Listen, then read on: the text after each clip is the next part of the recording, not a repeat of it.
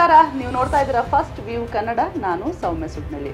ನಾವು BMTC KSRTC ಬಸ್ಗಳು ರಾಜ್ಯಾದ್ಯಂತ ಸಂಚಾರವನ್ನು ಮಾಡೋದನ್ನು ನೋಡಿದ್ದೀವಿ. ಅದಕ್ಕೆ ಸರಿಸಮನಾಗಿ ಖಾಸಗಿ ಬಸ್ಗಳು ಕೂಡ ಇವತ್ತು ರಾಜ್ಯದಲ್ಲಿ ಸಂಚಾರ ಮಾಡುತ್ತೆ. ಎಲ್ಲೋ ಬೋರ್ಡ್ಗಳು ಏನಿದೆ, ಇವರ ಮಾಲೀಕರಿಗೆ ಅವ್ರದ್ದೇ ಆದಂತಹ ಕಷ್ಟಗಳು ಕೂಡ ಇರುತ್ತೆ. ಸೊ ಅವರ ಕಷ್ಟಗಳು ಏನು, ಇದಕ್ಕೆ ಸರ್ಕಾರ ಯಾವ ರೀತಿ ರಿಯಾಕ್ಟ್ ಮಾಡುತ್ತೆ, ಈಗಾಗಲೇ ನಮಗೆ ಗೊತ್ತು ಸಾರಿಗೆ ಮುಷ್ಕರ ಆದಾಗ ಅವರ ಪ್ರಾಮುಖ್ಯತೆ ಏನಿತ್ತು.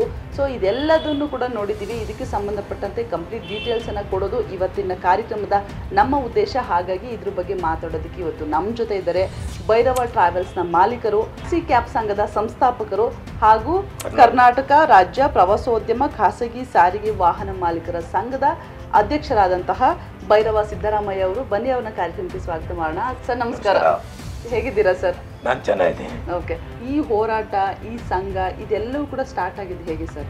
1966ರಲ್ಲಿ 66-67 ನಗರ ಸಾರಿಗೆ ಇಲಾಖೆನಲ್ಲಿ ಸೇರಿದೆ. ಅದಾದ ಮೇಲೆ 69ರಲ್ಲಿ ನಮ್ಮ ಬ್ರದರು ಬೆಂಗಳೂರು ಬಾಡಿ ಬೆಸ್ಟಲ್ಲಿ ಬಸ್ ಮಾಡೋದ್ರು. ಅದು ನಾನು 69ರಲ್ಲಿ ಆಟೋ ರಿಕ್ಷಾ ಐತೆ, ಅಲ್ಲೂ ಕೂಡ ನಾನೊಬ್ಬ ಪ್ರಧಾನ ಕಾರ್ಯದರ್ಶಿಯಾಗಿ ಆಟೋ ರಿಕ್ಷಾದಲ್ಲೂ ಕೂಡ ಮಾಡಿದ್ದೀನಿ. ಅದು ನಾನು ಅಪಾಯಿಂಟ್ಮೆಂಟ್ ಇದ್ರೂ ಕೂಡ ಬದಲಿ ಕಂಡಕ್ಟ್ರು. ಹೋದ್ರ ಸಂಬಳ ಉಂಟು, ಹೋಗ್ತಿದ್ದ ಸಂಬಳ ಇಲ್ಲ. ಅದಾದ ಮೇಲೆ ಅಲ್ಲೇ ಒಂದು ಪ್ರಚೋದನಕಾರಿಯಾಗಿರ್ತಕ್ಕಂಥದ್ದು ಒಂದು ಹಿಂದಿ ಗಲಾಟೆ ಆಯಿತು. ಅದಾದ ಮೇಲೆ ಕಾಂಚಿ ತಲೆ ಅಂತ ಒಂದು ಪಿಕ್ಚರ್ ಬಂತು. ಅದು ಕಾಂಚಿ ಅನ್ನೋ ಊರನ್ನು MGR ಮಾಡಿದರು. ಅವರು ಬಂದು ನಮ್ಮ ಇಮ್ಮಡಿ ಪುಲಿಕೇಶಿನ ಎದುರಿಸ್ತಾನೆ. ಅವಾಗ ನಮಗೆ ಭಾರಿ ಬೇಜಾರಾಗೋಯ್ತು. ಸರಿ, ಏನಾಯ್ತೇನೆ ಹಿಂಗೆ ಹೋರಾಟ ಆಗೋಯ್ತಲ್ಲಪ್ಪ ಅಂದ್ಬಿಟ್ಟು ಏನು ಮಾಡಿದೆ, ಹೋರಾಟಕ್ಕೆ ಚರಿತ್ರೆ ಬಂತಲ್ಲ ಅಂದ್ಬಿಟ್ಟು ನಮ್ಮ ಮನೇಲಿ ಕೆಲಸಕ್ಕೆ ಹಾಲೊಂದು ಡೈರಿ ಮಡಗಿದ್ದು, ಹಾಲು ತೊಗೊಂಡ್ಬಿಟ್ಟು ಟೆಂಪಲ್ ರೋಡಲ್ಲಿ ಹೋಗ್ತಾರೆ. ಮಹಾರಾಷ್ಟ್ರ ಹತ್ತಿರ ಶಾಂತಿ ಭವನ್ ಹೋಟ್ಲಿದೆ, ಅಲ್ಲೊಂದು ಕೊಳಾಯಿ ಹಾಕಿದ್ರು. ಆ ಕೊಳಾಯಿನಲ್ಲಿ ಹಾಲಿಗೆ ನೀರು ಹಾಕ್ಬಿಟ್ಟು ಅದನ್ನು ತೊಗೊಂಡೋಗಿ ಖರ್ಚು ಮಾಡಿ ಇಲ್ಲಿ ಗೀತಾಟ ಆಗಿಸ್ಕೆ ಗಲಾಟೆ ಮಾಡಿ ಮೈಸೂರು ನೀವು ಪೇರಾಟ ಆಗಿಸ್ಕೋದು. ಅಲ್ಲೂ ಪೂರ್ತಿ ಗಲಾಟೆ ಆಗೋಯ್ತು. ಗಲಾಟೆ ಆದಮೇಲೆ ಇದು ಸತ್ಯವಾದ ನಡೆದ ಕಥೆ. ಇದು ಗಲಾಟೆ ಆದಮೇಲೆ ಅಲ್ಲಿ ಥಿಯೇಟ್ರ್ನಲ್ಲಿ ಎಲ್ಲ ಕಡೆ ಪಿಕ್ಚರ್ ಸ್ಟಾರ್ಟ್ ಆಯಿತು.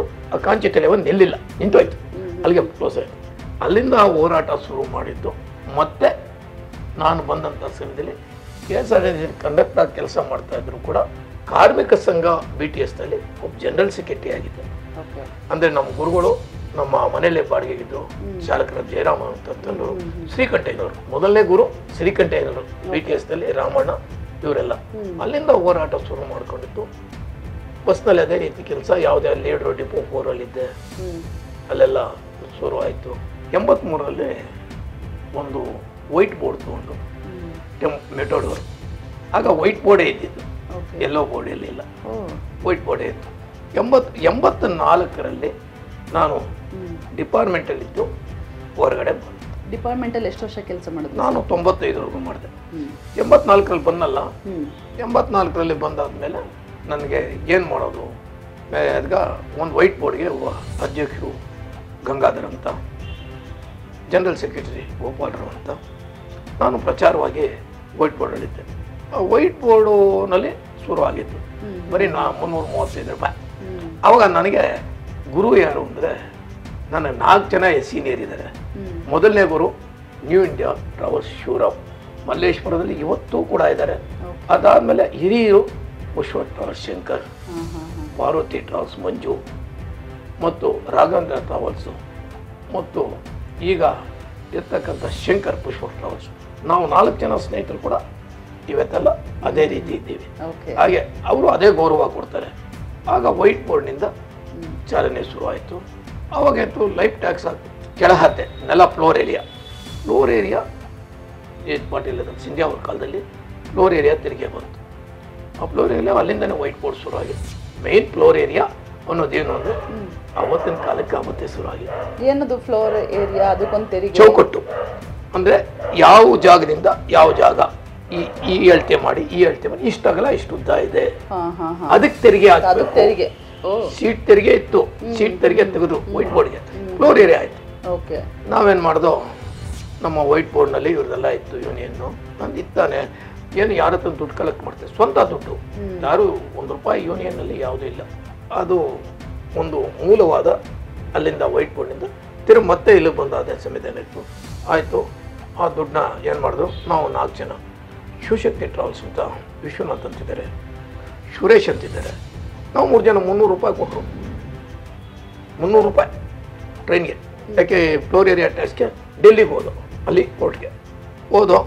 ಅಲ್ಲಿಂದ ಮಾಕಮ್ ಟ್ರಾವೆಲ್ಸ್ ಅಂತ ಅವರೇ ಮೇಯ್ನು ಬಾಸು ದುಡ್ಡು ಕಲೆಕ್ಟ್ಗೆ, ಎಲ್ಲರ ಹತ್ರ ದುಡ್ಡು ಕಲೆಕ್ಟ್ ಮಾಡಿ ಬಿಡಿಕೊಂಡಿದ್ರು. ಅವರು ಪ್ಲೇಟಲ್ಲಿ, ಗೋಪಾಲಕೃಷ್ಣ ಅಂತ ಏನೋದು, ಅವ್ರು ಪ್ಲೇಟಲ್ಲಿ ಬರೋರು, ನಾವು ಟ್ರೈನಲ್ಲಿ ಹೋಗೋದು. ಕೇಸ್ ಬಿಡೋದು, ಜಡ್ಜು ಏನು ಸರ್ಕಾರ ಮಾಡಿದೆ ಎತ್ತಿಡ್ದು ಬಿಡ್ತು. ಅಯ್ಯೋ, ಅವತ್ತು ಮೊದಲನೇ ಸೋಲು ವೈಟ್ ಬೋರ್ಡ್ನಲ್ಲಿ ಆಯಿತು. ವೈಟ್ ಬೋರ್ಡ್ನಲ್ಲಿ ಸಾಲ ಆದ ತಕ್ಷಣ ದುಡ್ಡು ಕೊಟ್ಟು ಕೆಲವು ಗಾಡಿಗೆಲ್ಲ ಗುಜರಿ ಕೊಡ್ದಾಕ್ಬಿಟ್ರು. ಇವ್ರು ಏನು ಕೇಳೋಕ್ಕಾಗಲಿಲ್ಲ. ಸರ್ಕಾರ ಏನಾದರೂ ತಕ್ಷಣ ವಶಪಡಿಸ್ಕೊಂಡ್ರಾಗಿದ್ದು 76ಅಲ್ಲಿ. ಇದೆಲ್ಲ ಆಗಲಿಲ್ಲ. 76 ಒಂದು ಇದಾಗಲಿಲ್ಲ, ಇದು ಕೇಸ್ನಲ್ಲಿ ಆಗಲಿಲ್ಲ, ಎಲ್ಲ ಹೊರಟೋದಾಗ ಹುಡುಗಿ ಇವ್ರೇನು ತೊಗೊಳಕ್ಕೆ ಆಗಲಿಲ್ಲ.